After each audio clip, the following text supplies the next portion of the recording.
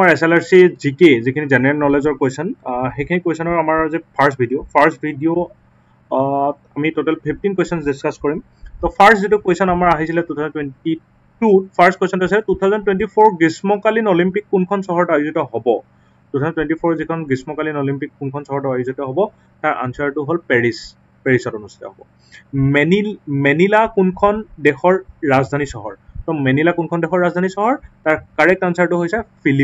ফিলিপাইন্সৰ ৰাজধানী চহৰ লটাছ টেম্পলটি অৱস্থিত লটাছ যেটো টেম্পল হেতু ক'ত অৱস্থিত হেতু অৱস্থিত হৈছে নিউ দিল্লীত অৱস্থিত নিম্নলিখিত সমূহৰ ভিতৰত কম্পিউটাৰ এক আউটপুট সঁজুলি কোনটো কম্পিউটাৰ আউটপুট সঁজুলি মাউস মাইক্ৰোফোন কিবোৰ্ড স্পিকাৰৰ পৰা শব্দবোৰ ওলাই যায় তো এটা আউটপুট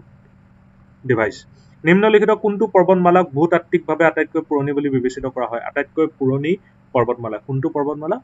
আৰাৱলী পৰ্বতমালা মনত ৰাখিবা আৰাৱলী পৰ্বতমালা আটাইতকৈ পুৰণি নিম্নলিখিত কোনখন নদী ভাৰতৰ সবাতোকৈ দক্ষিণত অৱস্থিত সো কেইবাখনো নদীৰ নাম দিছে কাবেৰী নৰ্মদা গোদাবৰী মহানদী একেবাৰে দক্ষিণত যিখন আছে সেইখন হৈছে কাবেৰী 7 নম্বৰ কোৱেশ্চন কোনটো অংশত উদ্ভিদে নিজে খাদ্য প্ৰস্তুত কৰে এটা অতি সহজ কোৱেশ্চন আমি সৰুৰ পৰা পঢ়ি আহিছো যে উদ্ভিদে সদায় খাদ্য প্ৰস্তুত কৰে পাত শুদ্ধ উত্তৰ পূৰ্ণবয়স্ক মানুহৰ শৰীৰৰ স্বাভাৱিক উচ্চতাৰ পৰিসৰ কিমানৰ ভিতৰত থাকে পূৰ্ণবয়স্ক মানে এজন ডাঙৰ ইয়ং পিপল সৰু ল'ৰা নহয় বা বৃদ্ধ বয়সীয়া নহয় তেনেকুৱা নহয় পূৰ্ণবয়স্ক তেনেকুৱা এজন ব্যক্তিৰ যেটো টেম্পাৰেচাৰ বডি টেম্পাৰেচাৰ এটো ক'ত থাকে 36 degree to 37 degree 36.1 degree to 37.1 ডিগ্ৰীৰ মাজত থাকে সেলসিয়াস কিন্তু যদি এটা এটা কনফিউজিং পাৰ্ট যদি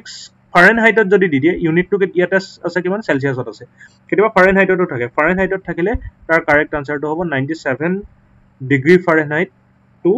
99 ডিগ্ৰী ফাৰেনহাইট তাৰমানে ফাৰেনহাইটত হলে 97 টু 99 ৰ আৰু যদি সেলসিয়াসত থাকে তেতিয়া হলে 36.1 টু 37.1 এটা হেয়া ফাৰেনহাইটত দিছে কিছুমান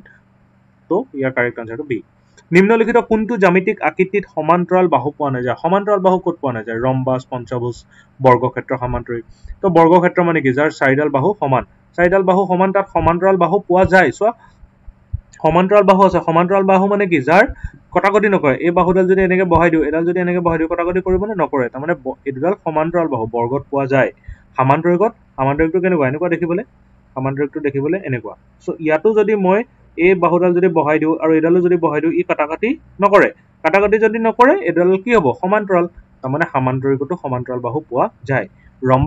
ৰম্বাসৰ আকৃতিটো দেখিবলৈ এনেকুৱা ৰম্বাসটো সমান্তৰিকৰ নিচিনাই খালি চাৰিডাল বাহু সমান থাকে সো ইয়াতো যদি বহাই দিও হি কটাকটি নকৰে সো এটো সমান্তৰাল বাহু আছে কিন্তু পঞ্চভুজৰ নাই পঞ্চভুজ কেনেকুৱা পঞ্চভুজটো এনেকুৱা দেখিবলৈ পাঁচডাল বাহুৰ আগুৰা ক্ষেত্ৰ এডাল দুডাল তিনডাল চাৰিডাল পাঁচডাল ইয়াৰ যদি মই যিকোনো দুডাল বহাই দিও হি কটাকটি কৰিয়ে দিব এডাল যদি বহাই দিও এয়া কটাকটি কৰি দিলে এডাল যদি বহাই দিও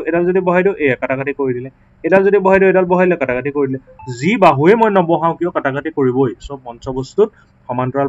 বাহু নাই কোৱেশ্চন নম্বৰ 10 অলিম্পিকৰ হাতুৰ খেলসমূহত নিম্নলিখিত কোনটো অন্তৰ্ভুক্ত নহয় কোনটো